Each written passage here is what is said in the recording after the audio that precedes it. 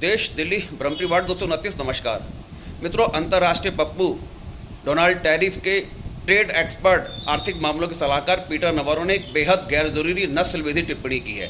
Peter Navarro ने कहा कि भारत रूस से सस्ता तेल खरीदता है और उस सस्ते तेल से भारत के ब्राह्मण फ़ायदा उठा रहे हैं। मैं पीटर नवारो से ये जानना चाहता हूँ कि उस सस्ते तेल से भारत के ब्राह्मण कैसे और क्यों फ़ायदा उठा रहे हैं। भारत के राष्ट्रपति ब्राह्मण नहीं है, भारत के प्रधानमंत्री ब्राह्मण नहीं है, भारत के गृह मंत्री ब्राह्मण नहीं है, भारत के रक्षा मंत्री ब्राह्मण नहीं है, भारत के शिक्षा मंत्री ब्राह्मण नहीं है, भारत की किसी भी ऑयल रिफाइनरी कंपनी के मालिक ब्राह्मण नहीं है। यहाँ तक कि 29 राज्यों में 1-2 राज्यों को अगर छोड़ दें तो किसी भी राज्य में मुख्यमंत्री ब्राह्मण नहीं है। तो इस सस्ते तेल से ब्राह्मण क्यों और किस प्रकार फ़ायदा उठा रहे, मैं ये जानना चाहता हूँ।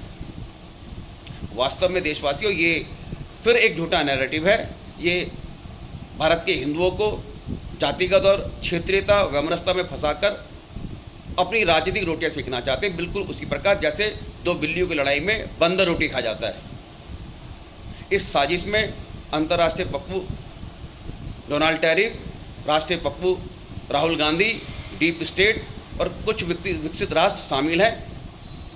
मैं हमेशा से कहता हूं कि ये झूठे नैरेटिव के सहारे मोदी जी की लोकप्रियता को अलोकप्रियता में बदलकर अपना राजनीतिक उल्लू साधना चाहते हैं। भारत बहुत तेज़ी से विश्व पावर बनने की ओर है, ये इनको बर्दाश्त नहीं है और ये भारत की इस गति को रोकना चाहते हैं। विदेशी षड्यंत्र को पहचानें और अपने प्रधानमंत्री पर पूरा भरोसा रखें। सस्ते तेल का फ़ायदा भारत के एक जनमानस उठा रहे।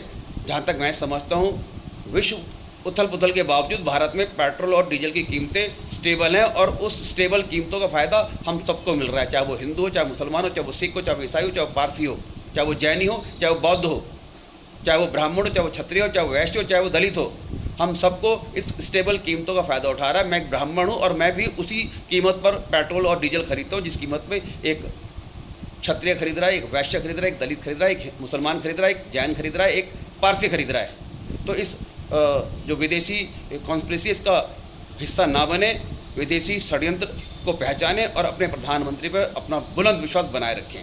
भारत बुलंदी की ओर बढ़ चुका है, सबको पछाड़कर नंबर 1 बनेगा।